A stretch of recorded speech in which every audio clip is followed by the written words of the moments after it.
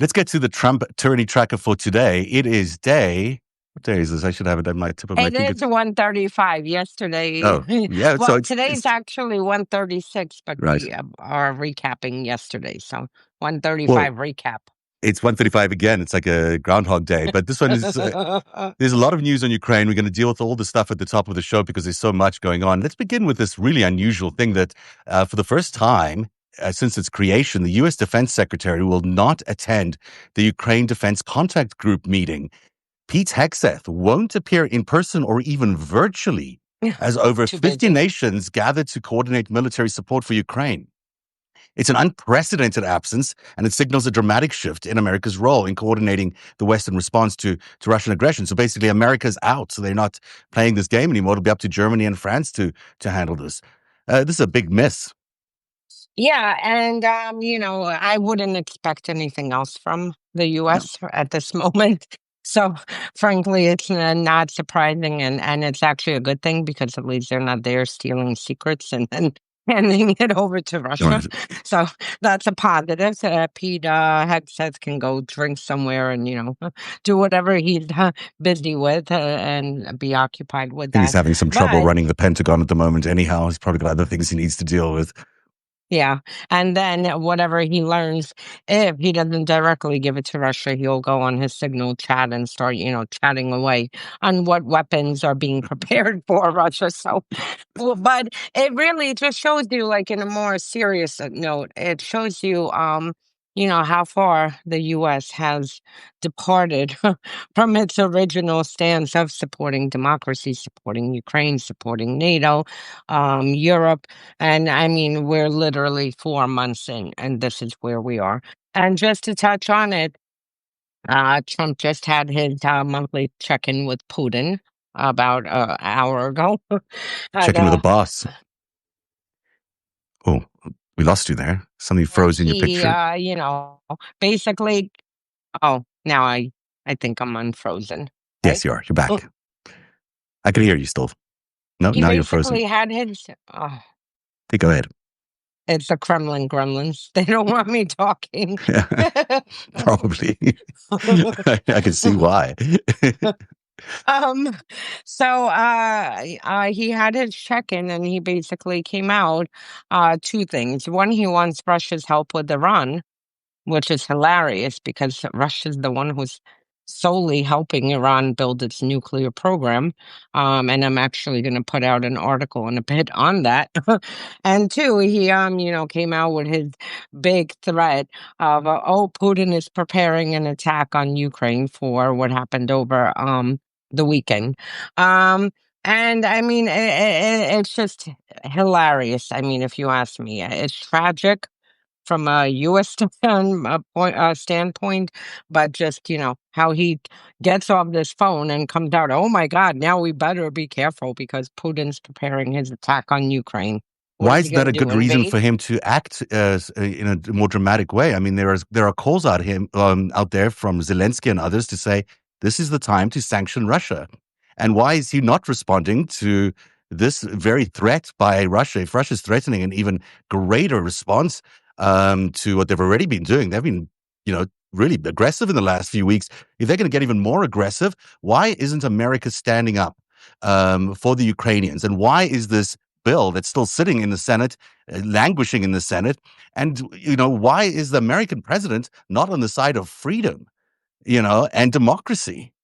This is outrageous. We know why Trump is, because Trump works with the Russians and frankly has decades of ties. I think the more outrageous part is, and that should never, ever be forgotten because it's so easy to pin everything on Trump, that it's the Republicans. The Republicans could have put an end to this a long time ago.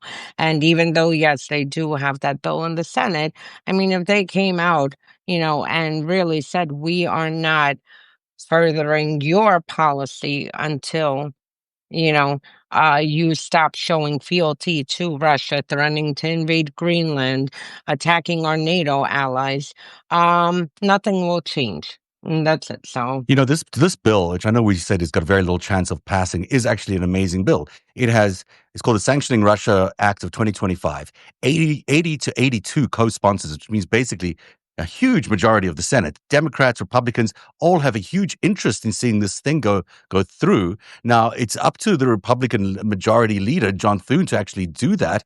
And even though he's indicated a high level of interest, he still hasn't moved this bill forward. And that's probably because the Trump White House is saying, don't do it. But, at this point, when we've got this aggressive re-attacking of Ukraine by Russia, why not put this to a vote anyhow? Just so every senator can get on the record about where they stand on Ukraine. So history can look back and judge them. Because history is going to look back and say, you stood on the wrong side of history if you voted against this bill. And yes, they'll judge Trump too. But I think this bill is popular. It's popular amongst the American people. It's popular amongst the majority of senators. Let's get this bill to the floor. I mean, they're not doing anything while they're trying to negotiate this other thing. Let's see if this bill can get through. And if the president wants to veto it, then he can veto it. But it'll be on his head and in his hands when the blood is spilt in Ukraine because of this continued aggression by Russia.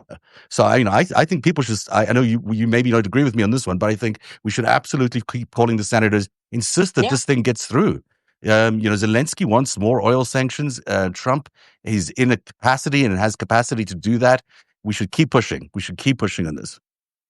Yep, no, 100% call Senate and, put as much pressure as possible. Again, if Trump vetoes it, he vetoes it. But we're not expecting anything else. But at least put the pressure on. And to wrap up the news Ukraine, Senate just confirmed Michael Duffy to oversee weapons procurement in the Pentagon. And Michael Duffy was notoriously known for participating in Trump's extortion of Ukraine in 2019 with that, phone call where he threatened an investigation be opened, a sham investigation for weapons, which Trump got impeached for. So, I mean, it just shows you where it is. And we have another Russia story this needs coming to be up. underlined, though. I mean, it's Mike Duffy is not a friend of Ukraine. He's really probably a Russian asset in every way. He's frozen. He was the guy responsible for freezing the Ukraine military aid during the first term of Trump. Now he's the guy in charge of all the procurement and distribution of the aid going to Ukraine. This is a kind of sick, twisted appointment that the Trump White House is now playing games with America's bureaucracy by putting the worst person possible for any job that is open.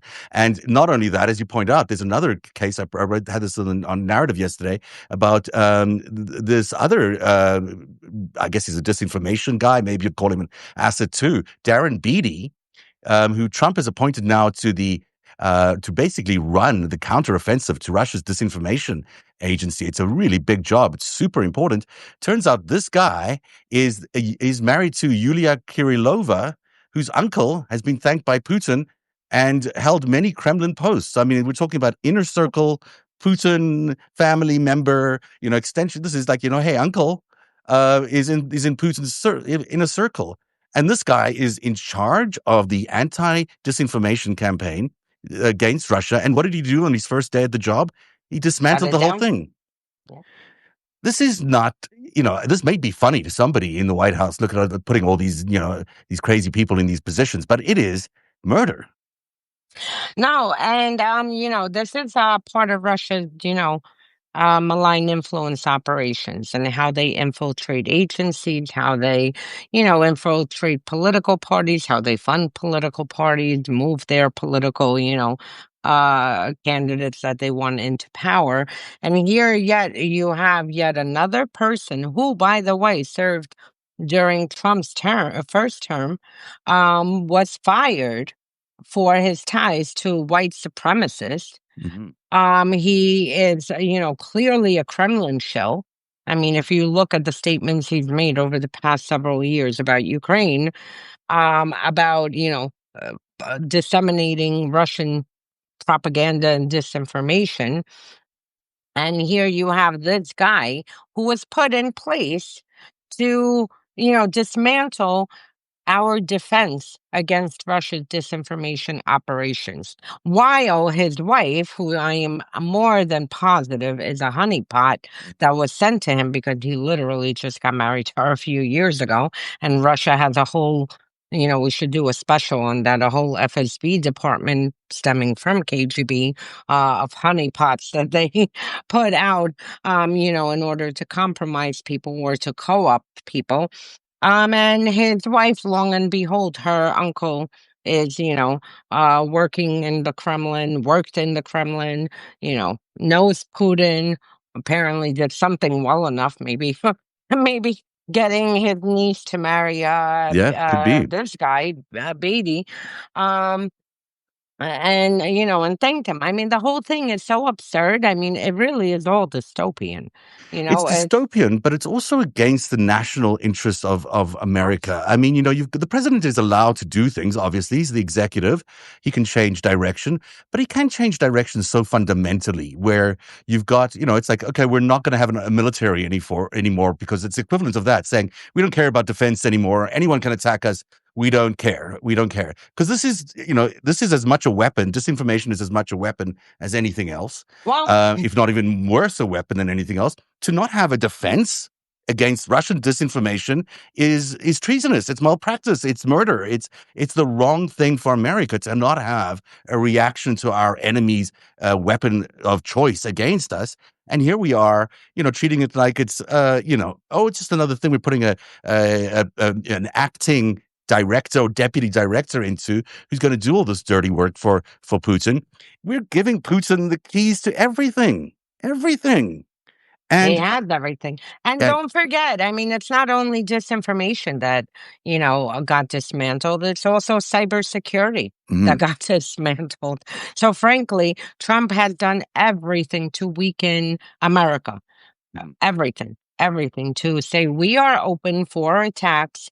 Our national security right now is at the highest risk ever yeah, between his actions with, allowing Russia, Iran, and China to attack us. yeah, And at the same time, what he's been doing with dismantling the terrorist task force, dismantling USAID, and now you have terrorist threats rising to the point people are sounding alarms that there might be an attack on U.S. soil. of I course, there mean, are no so defenses he around is it.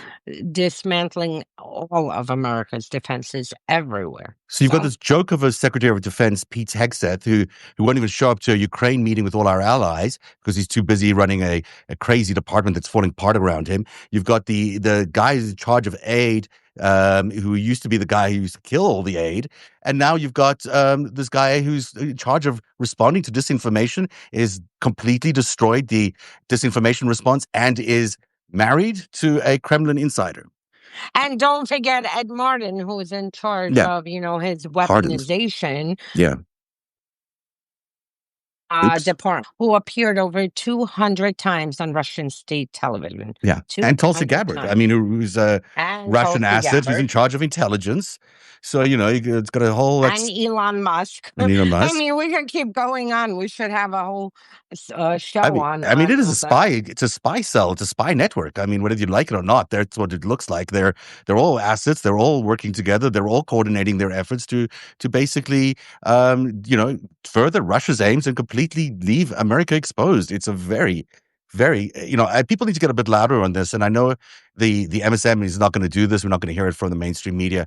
People need to get calling. People need to express their concerns to their representatives. You need to write those petitions. You need to express everything you can, because this is, you might not get a response. Remember, you might not get a response, but at You least have to push back. and the record is so important. The record that you've done it is so important, which is why every single senator needs to get on the record right now and show America whether they support Ukraine or not. And if then the president wants to stand aside from 80% of America and say no, that's his thing. Let him do it. Let him justify it. But it shouldn't be the Senate doing the work for him.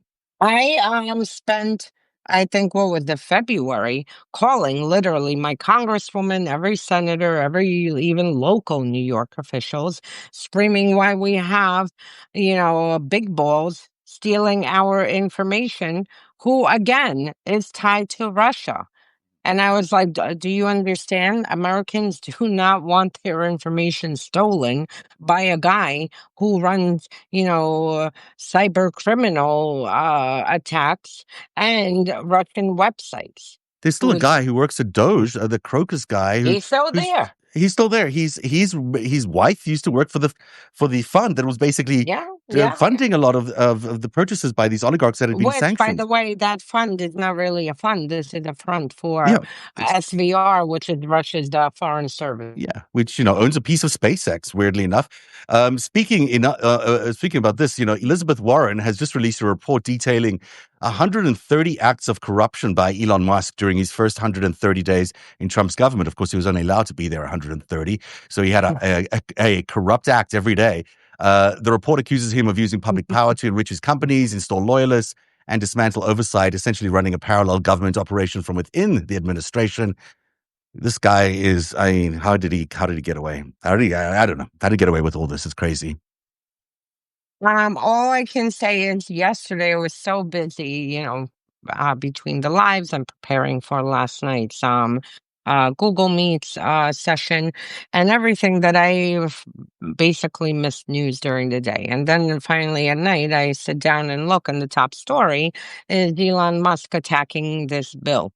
And I was like, oh, this is fun. So I go on to Twitter to see, the divide between mega, because there's a big portion of them who support Elon, others who support Trump, and whatever. And then I start putting together the tracker, and I see Warren put out this report yesterday.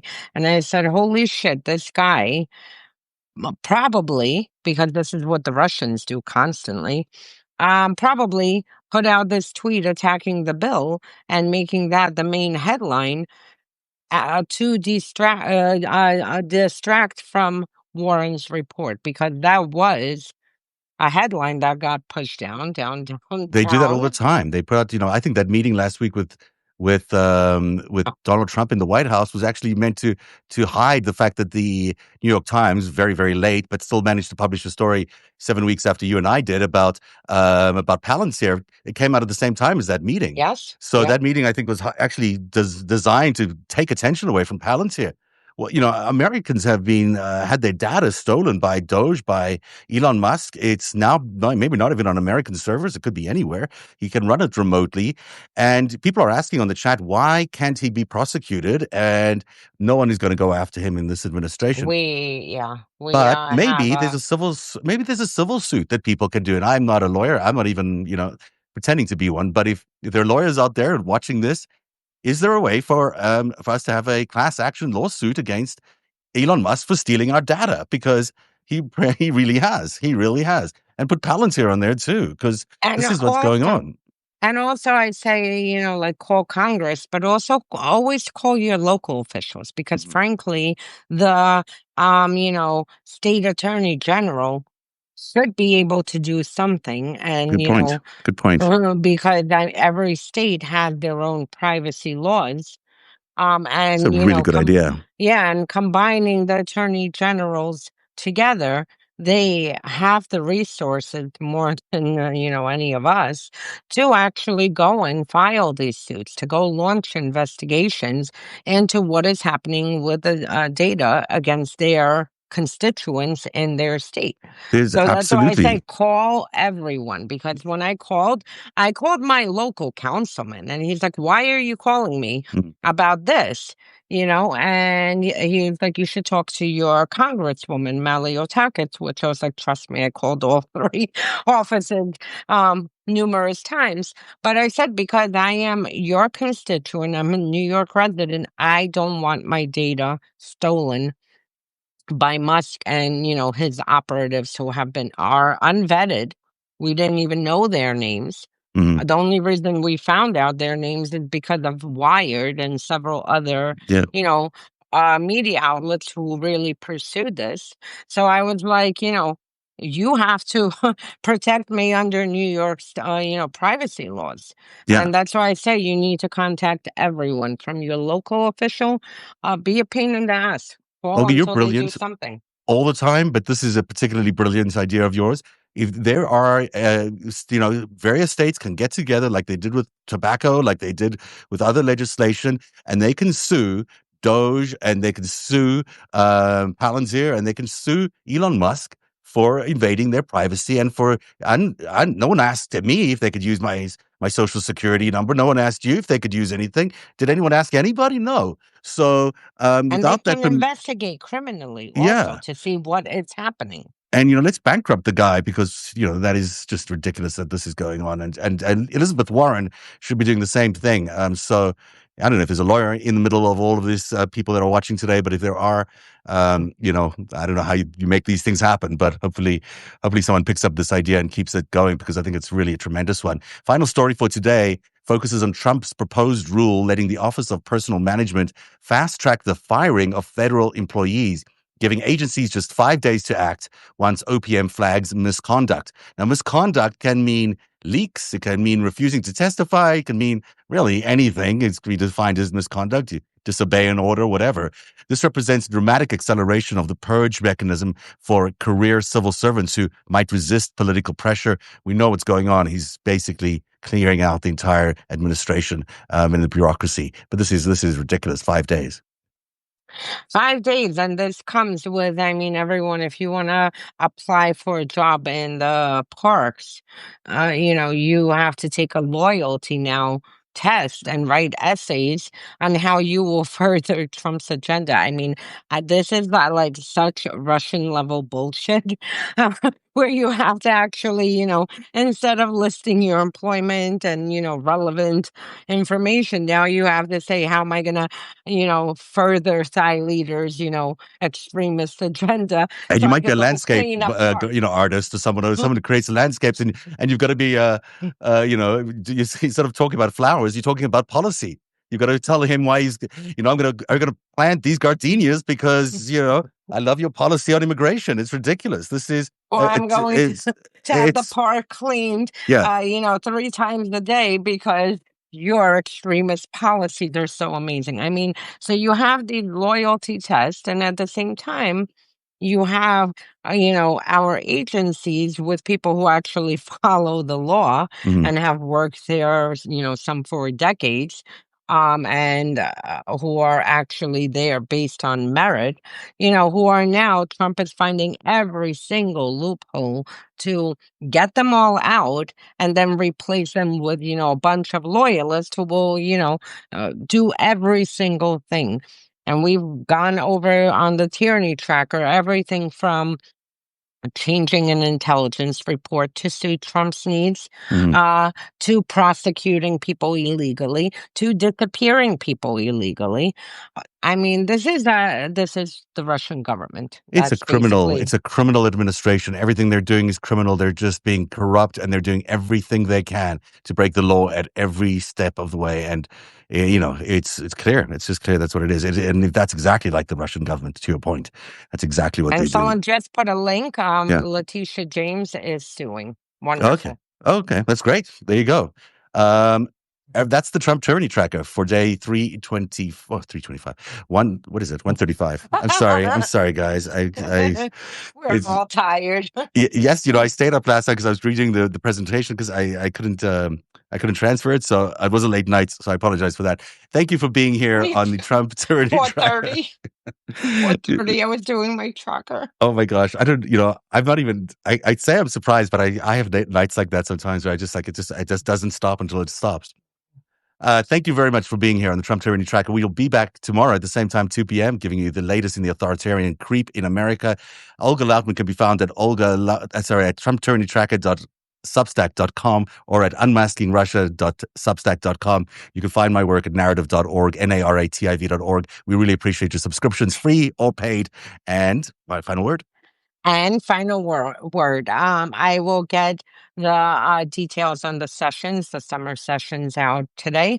And don't make sure to tune in to Zefto in 31 minutes. Dean Bledel and I counting down the top 5 stories of the day on the 5 stack in just 30 minutes. We'll hopefully see you there. Thanks for being here. Have a good day, Olga. Bye-bye. Bye.